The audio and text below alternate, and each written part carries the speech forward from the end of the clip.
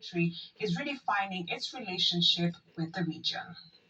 When we define that, they have to have our core values. They have to have the core values of democratic norms, and respect for human rights. All the things that are core values that are codified within a responsible governance for the people across civil society, protections of rights and freedoms. You're saying that your re-engagement with the countries in the Sahel is premised on a return to democracy. Is that what you're saying? Yes.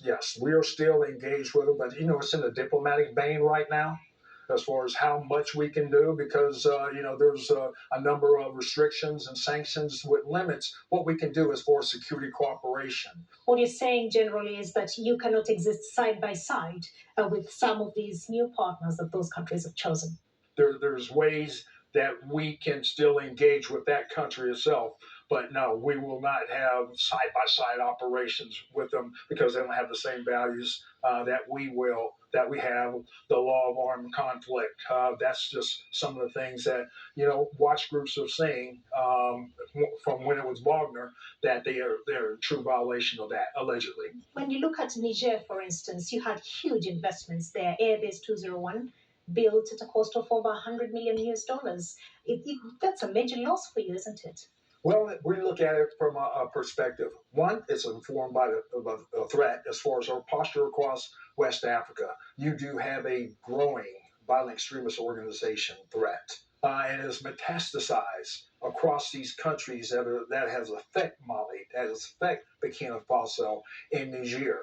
So we look at it holistically that we're still going to engage across West Africa with like-minded countries or some of the coastal West Africa countries to be able to defeat and help these countries defeat terrorism in that vein. Not just terrorism, but there's transnational crime organizations that are destabilizing as well. What's your assessment of the accomplishments of your forces when they were in the Sahelian region dealing with extremism? Back in 2008, across the Sahel or on the African continent, violent extremist organization, especially Islamic extremism, was of the global percentage 4%.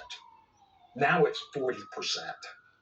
Now these countries that don't have the security construct to defeat it, Russian disinformation primarily across the Sahel, gave them the scapegoat and said it was the West, it was France, it was United States that resonated with these populations. You see Russian flags being waved, you go across the internet, all social media, this disinformation campaign is very compelling and very convincing and influencing this young population. And here's